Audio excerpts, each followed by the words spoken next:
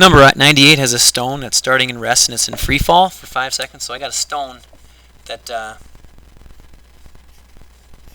is falling. It starts from rest, so its initial velocity is 0.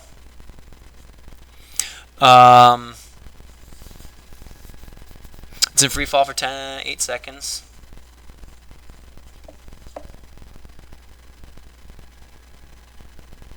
Calculate the stone's velocity, so we want to know the final velocity. And that's all it gives you, and you're like, oh man, it needs to give me something else in order to use one of those equations. But what it's giving you, whenever you drop something, the acceleration is always 9.8 meters per second squared. So this is the one that doesn't involve distance. So that's VF equals VI plus AT. So VF is what we're looking for. Starting from rest, the acceleration is 9.8, and the time is 8.0. So you just take 9.8 times 8, and that's 78.4. So 78 meters per second.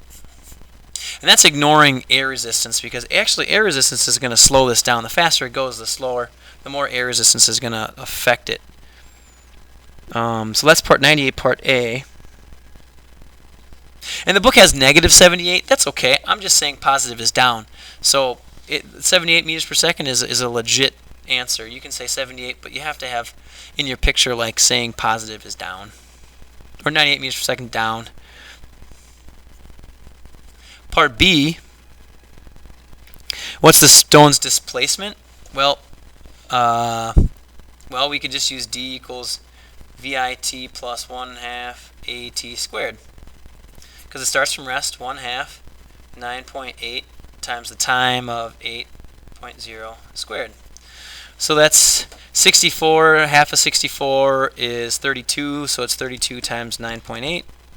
So 313 or 310 meters for part B.